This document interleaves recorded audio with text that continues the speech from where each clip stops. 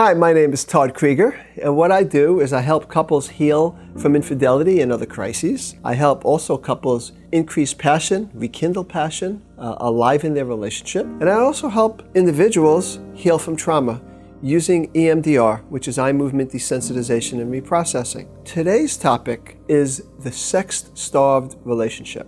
Sex-starved relationship. Now, I have many couples where there's, one or both partners are starving for sexuality in their relationship. It is painful. It is very painful. And it's really important to understand, which is something I've said before, that the number one reason people divorce or have other marriage crises is because of the lack of connection. And physical connection and sexual connection is part of that connection. So we really need to have that connection. In the sexual arena of our committed relationship, that's when we can share more of who we are. That's when we become more vulnerable. That's what intimacy really is. Intimacy is getting closer. It's opening up.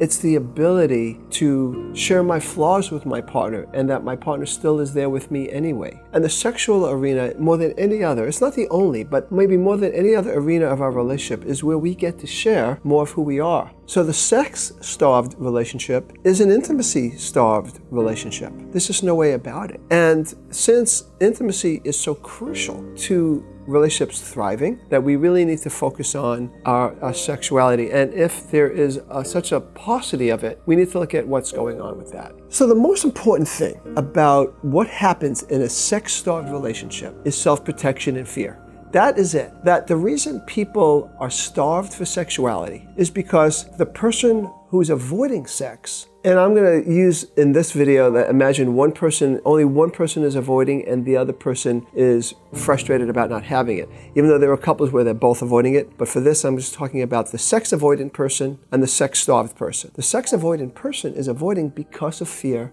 because of protection. Now sometimes the sex-starved person is avoiding asking for what they want and not confronting the sex-avoidant person, also because of fear and protection. People don't want to rock the boat. The person who's sex-avoidant is avoiding some fear. Fear of rejection, fear of being dominated or controlled, fear of losing oneself, fear of being abandoned. There's all kinds of fears where people will create a wall around them. And again, the sex-starved person might confront or might not confront to avoid the person getting mad, getting frustrated, or whatever too. However, many people that are sex-starved get more angry, more frustrated. They actually create more and more conflict. They could either get passive-aggressive or they could avoid the other person too. And then you have two people that are just like two ships passing through the night. So in this case, in order to get started, we need to realize the importance of communication. So the two issues that we're dealing with is fear and self-protection is one, and then the lack of open communication is the other. And of course, they're related to each other. The more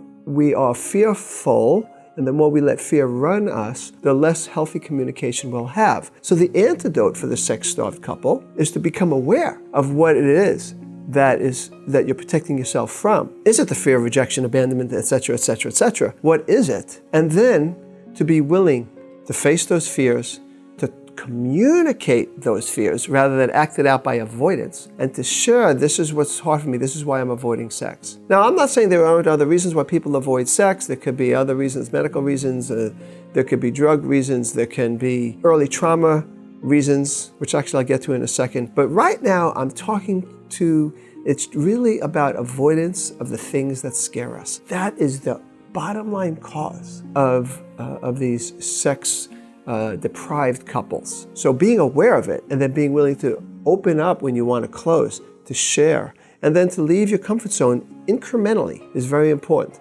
Very difficult to do on your own. That's what I do. I spend a lot of my time helping couples where one of the people are avoiding and looking at what's in the way. I have to say, though, sometimes what's in the way is early childhood trauma, whether it's child abuse or, it could be physical abuse, sexual abuse, emotional abuse. All of those, obviously you would think sexual abuse, but all those kinds of abuses, even neglect, can actually create a wall where the person just doesn't want to get hurt again because it triggers that old wound.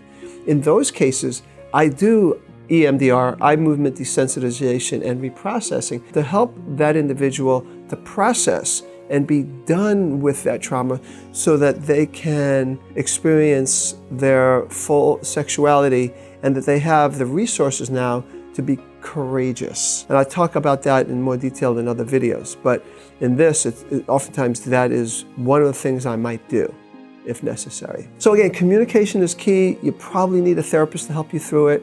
Facing and being aware of your fears is very important, and to be able to look at what's in the way of that. What are the associations you have with sex that make you feel shamed or fear of humiliation? What is, sometimes there's a fear of not being good enough is another fear.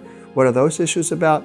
So all that is very, very important. The sex-starved relationship isn't just a sexual problem. It all comes from the ways people protect themselves emotionally, and that is one of the symptoms. So I would highly recommend that you pay attention to what I'm saying in this video. Call me. I could work with you in my office or virtually, whatever it may take to help you move past those blocks. Lastly, I would love you to click on the link below, and it's called Secrets to a Sexy Marriage. It gives you more tips to help you have the kind of marriage that is alive, that is full of passion, both emotionally and sexually. This is Todd Creager, making the world safe for love.